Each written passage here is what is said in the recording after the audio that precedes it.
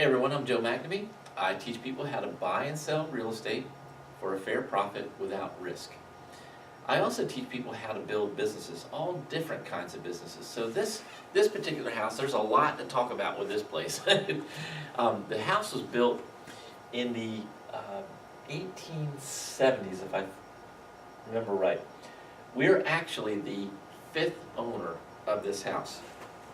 And yes, you can look at it and go, maybe you're one of these kind of people that says, it looks like it's haunted.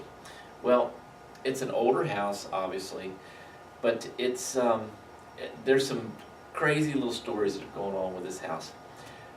When we took it over, the lady who lived there, who moved into a home and passed away, her kids were selling it. Her kids are older than I am, but they said that she was, there was a ghost that lived there with her for 40 years. The lady lived there. So this is their mother they're talking about. But the ghost was there, and they believed it was a man named Mr. Shearhouse. Well,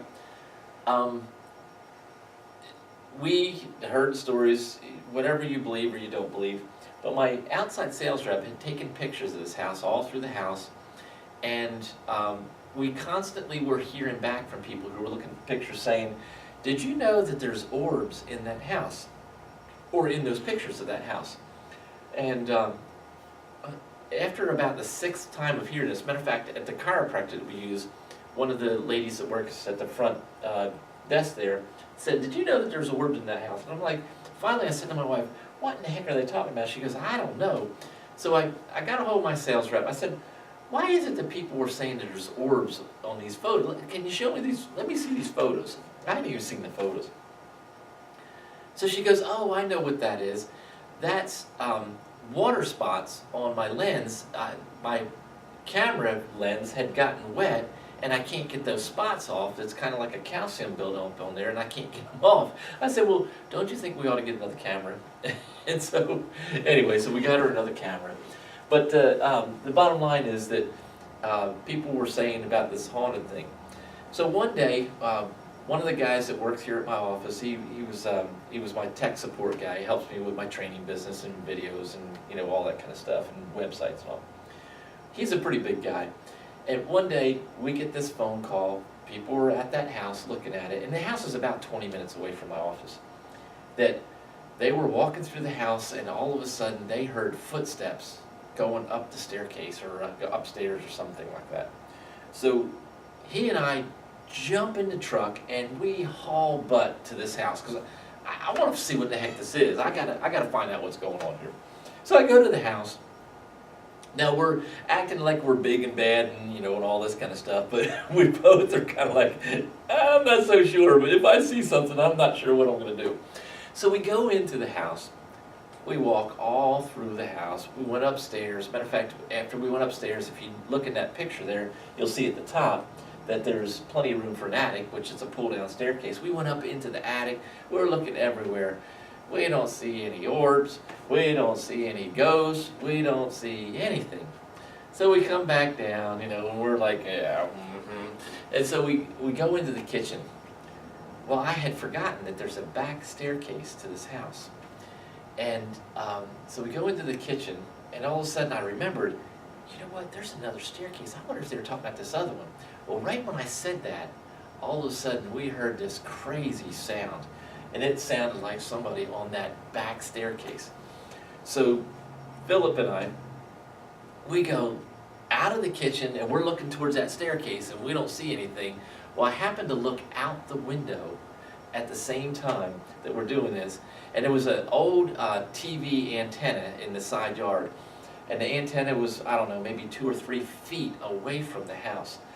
And going up and down this metal pole antenna were squirrels. So there was like little brackets, where the squirrels could grab a hold of different parts. And they were going up this antenna and jumping on to the roof, which was a tin roof with a pretty good pitch. but it had a lot of debris laying on it from, the trees, the stuff's falling from the trees. So the squirrels were able to get good traction, but it made one heck of a racket that sounded like people were walking on this staircase. So anyway, but when it first happened, I knew that I could, as big as Philip was, I knew I could outrun him, so I wasn't as scared as he probably was. But that's what happened. So now we put our end buyer in place. Our end buyer absolutely loves the idea of the orbs, and she talks to the things that she thinks is in there and all that kind of stuff. I don't disbelieve and I don't say I believe, I just don't know, and I'm not interested in going down that road. But she's very interested in that stuff. She loves it. Whatever's there says that she helps her, says that they help her, and they're doing they've been doing a story about the house, and she calls it I think it's the Red House Diary. So kind of like after the Red Shoe Diary, she's using that as a kind of like a play on words, but the Red House Diary. So I think there used to be a website, I don't know if there still is or not, but they're still in there, and what they're trying to get to the point of when they get enough money together is to convert this into like a bed and breakfast with the stories of things about the house. But there's a lot of history. That house is built on the foundation of a house that was there in the 1700s. It was like the original house all in that area. It's a very old town. So, but they're in the lease purchase program until they can get their funds together to cash this whole thing out. We bought it from the original owners with a seller finance deal.